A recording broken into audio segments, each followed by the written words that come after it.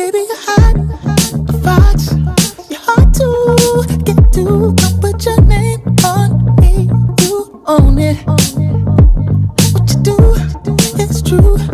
Believe ya, I need to make you my dude. Sherry is here with Mr. Kenny Lattimore for Plastiq Magazine. Thank you for having me. Thank you so much for sitting down with us today. Absolutely, it's my pleasure. So I'm going to tell you why this interview is like predestined.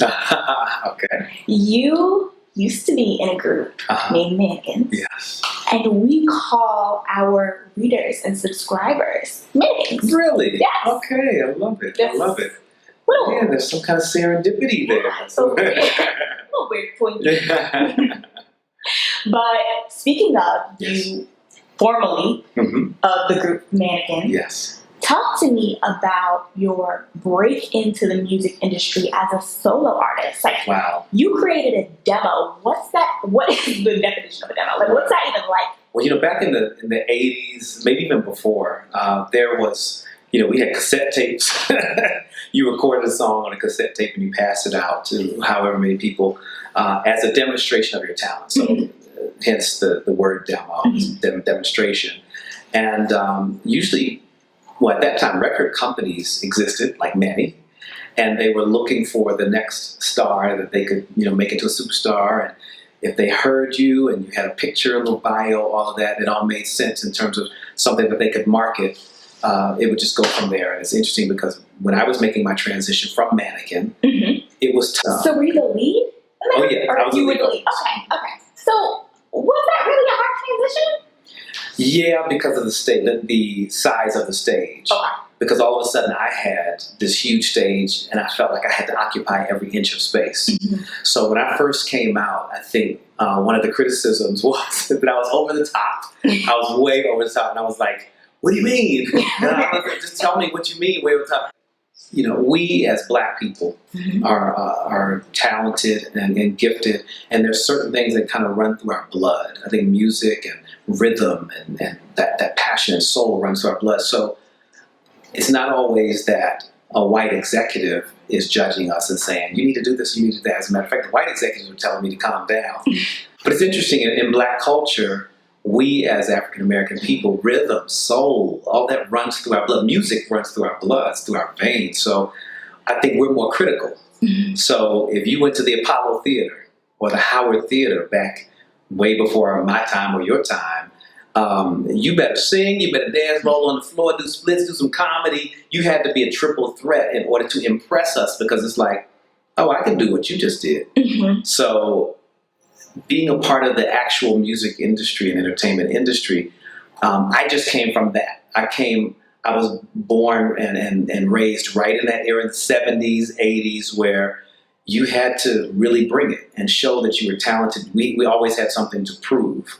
So when I got my deal and I didn't have Mannequin behind me, I was like, oh my God, I got to go out here and I got to prove how great I am. And I probably didn't, but that's the way I felt.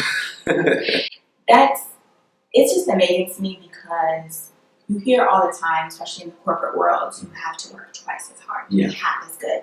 So to know that you have to do that in the music industry as well, I guess especially putting it in retrospect, because now we are the popular genre. Yes. It's very much alarming that even in the entertainment industry that we push along, and we're doing long before it was recognized, you still have to be twice as good. Yeah.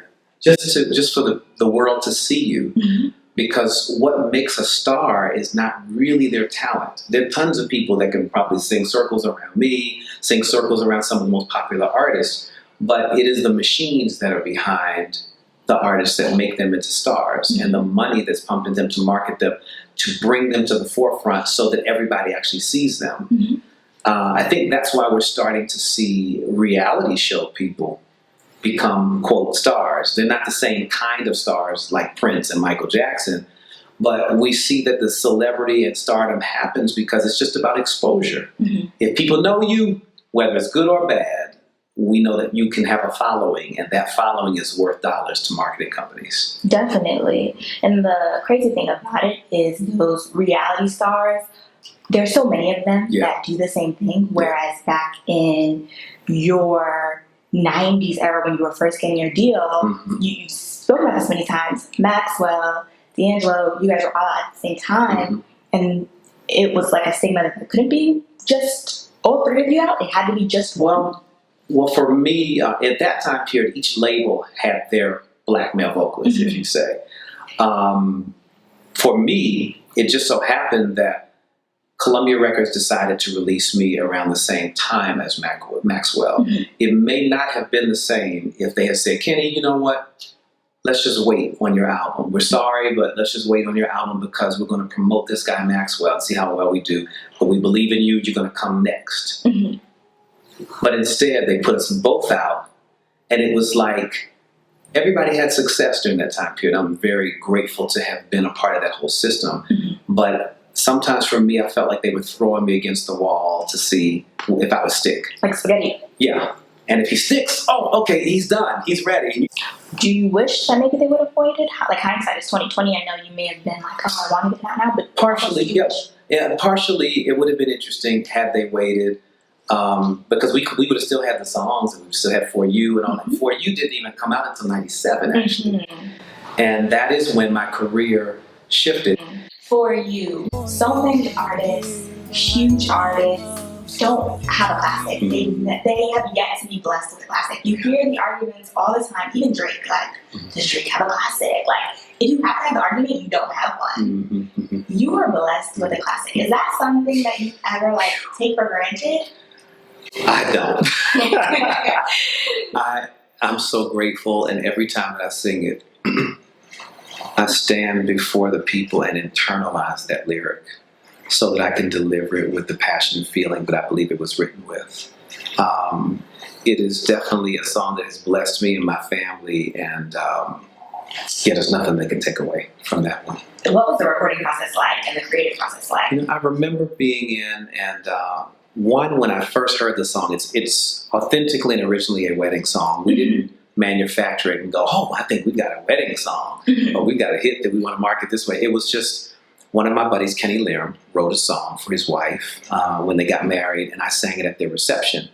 But when he gave me the song, I remember seeing all these words, fidelity and just kind of big words. I was thinking, how do I sing, stability, But when he crafted the melody, it was so perfect, and I was like, wow, this is crazy how great this song is. So. Its brilliance, I think, just lives on, and it really does my heart so glad when I saw Rotimi recently talking about how when he was in talent shows when he was little, he was singing the song, and all kind of people are give homage to the song. But I think the lyric and the sincerity of that song is what made it a classic, because it's the people that make it a classic. It's not just the money and dollars that go behind it, again, because we didn't have the machine fully behind For You. We just really didn't. The people absolutely, authentically loved it. And that's what made the difference for me. So I'm forever grateful. It's an amazing song when your mom, or even like now at my age, when you play it Saturday mornings when you're cleaning, but the pine's so loud, and then this life is no good alone. Like, stop, mama, you like, say it! That is like, a song is like amazing.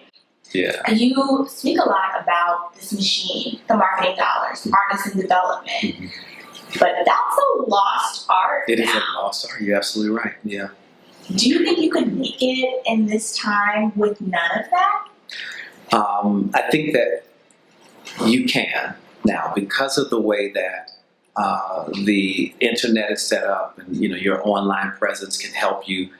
But I think that ultimately you still need the same things that traditional marketing and record companies did. If you don't know how to sit down and do an interview, which we learned how to do that. We did mock interviews. We did hundreds, possibly thousands of interviews just setting up a product. We had to learn how to walk into a room. Some artists have it, some artists have it. And then some you walk in and you're just like, they've got a little something, but as they get older, as they groom and understand what they look like or what their presence is, they will possess it in a different way. Look at Mary J. Blige. She's an amazing example of an artist that was always gifted and talented and great. But we saw her evolution through the pain of the songs, through her own personal battles to become one of the greatest voices and entertainers of our generation of all time. So it's like, oh my gosh, you know, the only reason why I mention Mary is because she's documented well. Definitely. That becomes what the difference is between this generation.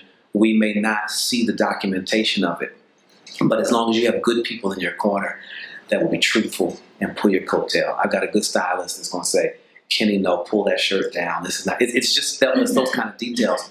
A barber that's going to say, you know what, this look would be better on you, to translate. Or somebody saying, you know what, lower your head just a little bit. It makes a difference. And you understanding how your body language, everything translates to an audience. So those are things that happen through time. But back in the Motown days, or what have you, and the Columbia days, you had a team of people to come in and tell you those things before anybody saw you.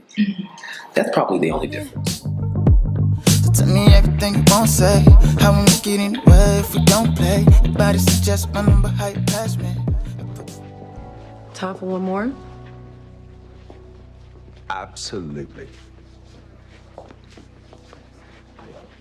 Have a seat. Your cousin through marriage, Oh, yes. Teyana Taylor, has mastered grooming herself. No disrespect to Pharrell, no disrespect to Kanye, but she put in work. She did. On top of mastering social media, on top of being able to create a community of her fans that are with her through whatever. Yeah. When you see an artist like that, who... Then you know they have stardom. I remember she was 16 and we were like, oh my gosh, I remember sitting in her rehearsals. I was just sitting going, watch her dance. And I'm like, oh my gosh, she's undeniably talented, but she has put in the time to see herself. And she has a very good understanding of who she is and how she's communicating, how she's translating, whether it's her body language, whether it's the look, whether it's the toss of the hair, the eyes. It's all those little details in entertainment that mean something.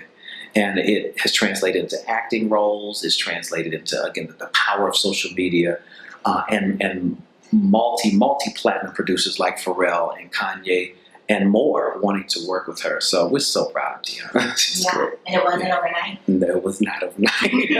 I see you as like the R&B OG.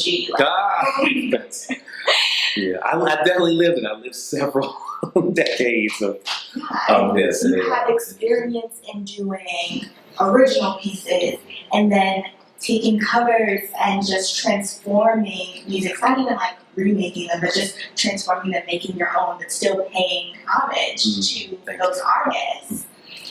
When you look at someone like a young artist coming out, like a Jacquees in an LMA situation, and you see that he's done her cover for Buie, is there a right and a wrong time to do a cover? Is there a time when it's too soon? I can't say it because if we look back through history, back in the 70s, they did it all the time. Heard It Through the Grapevine was done very closely by Gladys Knight, was done very closely to the time period of Marvin Gaye. Not super, I mean, it was a few years or something like that. And then Aretha Franklin may have done Ain't Nothing Like the Real Thing, and Asher and Simpson, who wrote it, may have done their version, and then Tammy Terrell. I'm not sure. It just depends on what you do with the song. The business is redefined or defined differently through time. I can see the generation saying, out of respect for her, give her that space. But then also you're going to find the people that are just like, hey, however you got to make your mark, just do it, but do it great. Are they going to put as much money behind promoting that and all? I mean, we obviously know LMAs more from a commercial standpoint. But Jacquees, okay, he's got his, he got his platform out of that.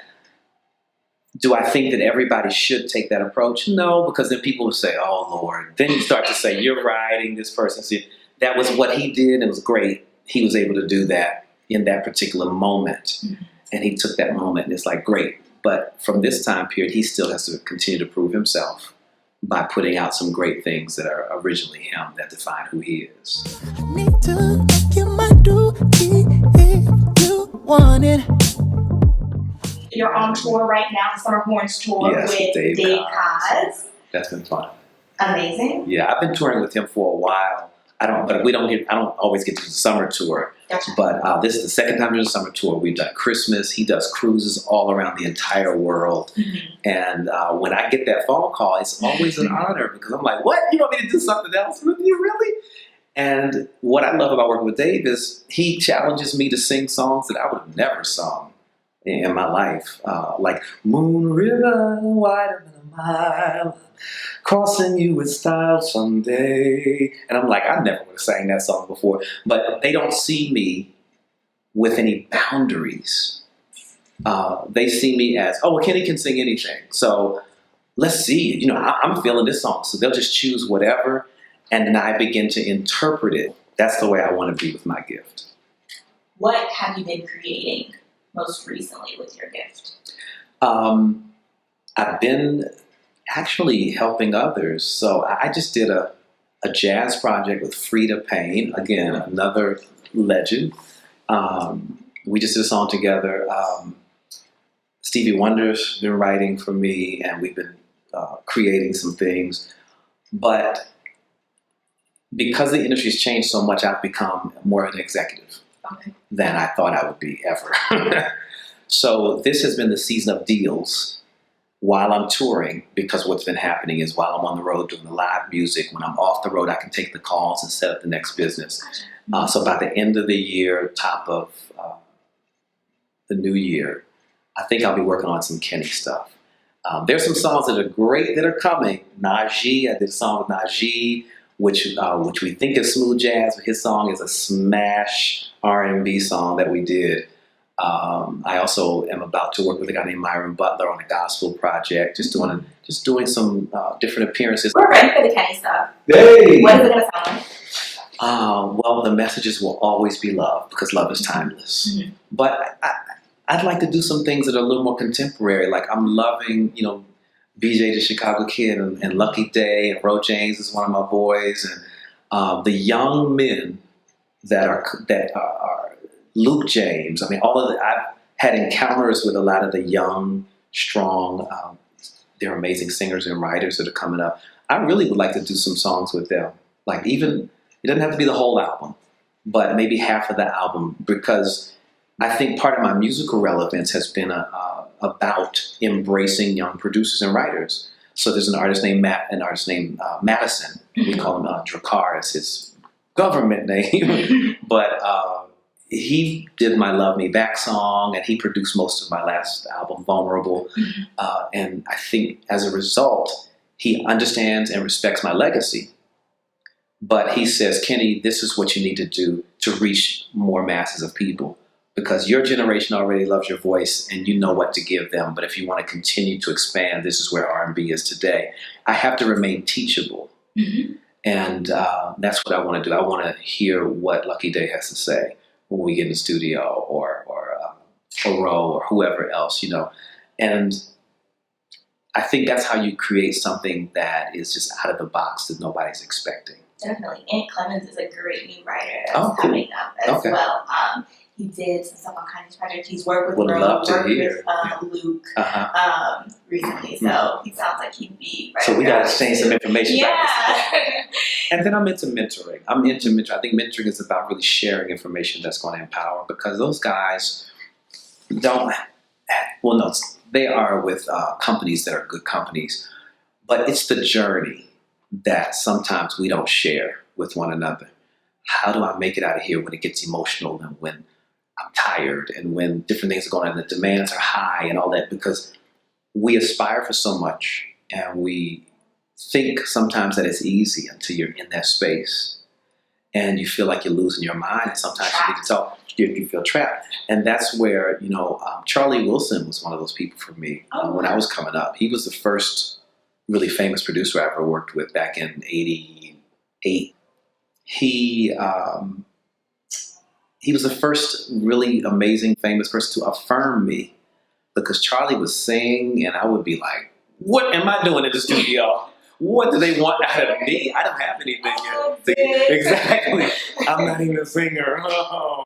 You know, that's the way I felt, you know.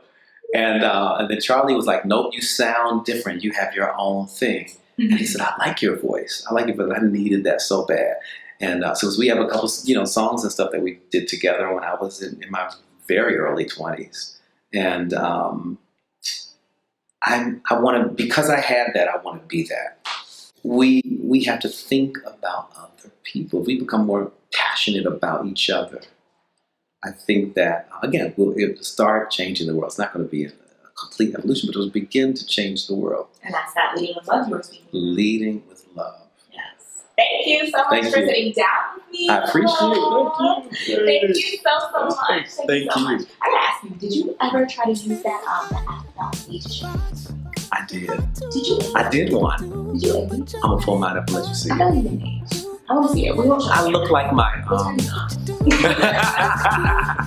I did a different somebody did it for me. I'm gonna show it to you. Okay. Sorry guys, you can't see. Person being here. That was interesting. It wasn't true. I mean, I laughed. If we don't play, your body suggests my number high past me.